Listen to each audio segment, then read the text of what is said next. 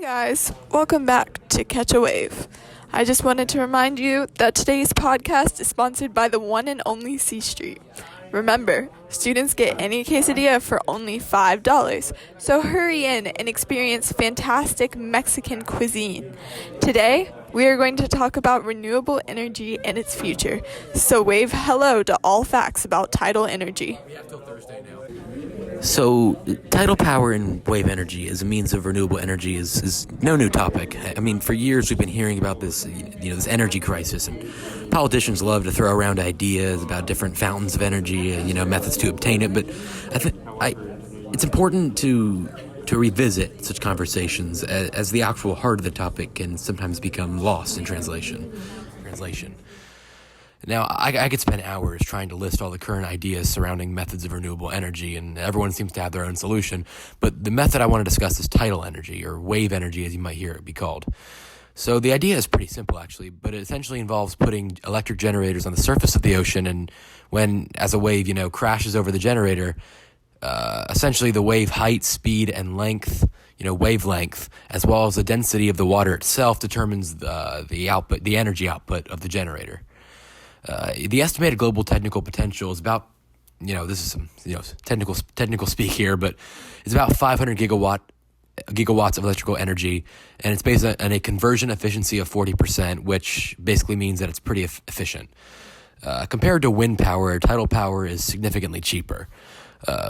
Wave energy is also decentralized, meaning that each unit works, independently of one another. And used on demand. Tidal power is stored in an electrolyzer after it goes through tidal turbines. The hydrogen gas generated will be compressed and stored, with some of the gas being used in hydrogen fuel cells to provide backup power. This energy source is so innovative and unique, and it even provides a surplus amount of renewable energy to the island of Orkney, Scotland. The land areas used for tidal power, such as barrages and tidal fences, aren't only used for the production of energy. They can also be used for water supply and irrigation. Unlike some other renewable energy land areas, these areas are completely multi-use and benefit our world in a number of ways.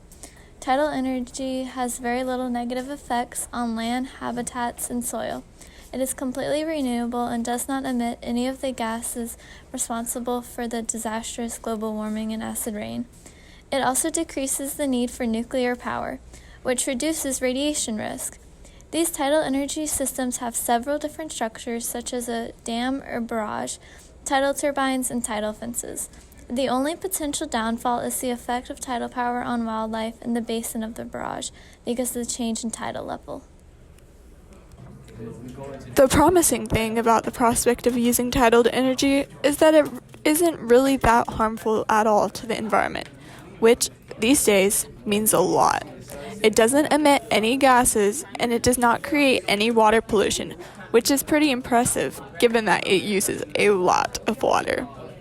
Also, tidal energy doesn't create any air pollution, which is huge for helping it to move past the development stage, since this is really conducive of positive public opinion. Now, there are some disadvantages to tidal energy. Yeah, I know, there's a catch. During this process, electromagnetic emission is released and may have some impacts on marine life. It also produces a lot of noise, which can disrupt marine animals that communicate by echolocation, such as dolphins and whales.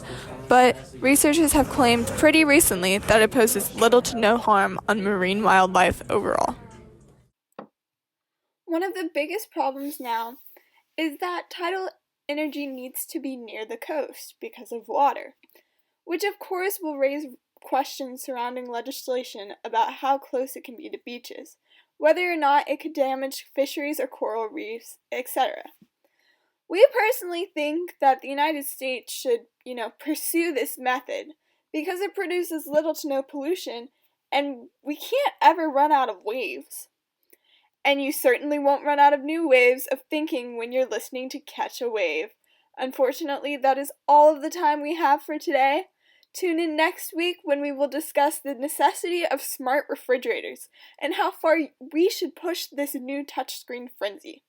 Thanks for listening, and, as always, expanding your worldview can lead to new waves of knowledge.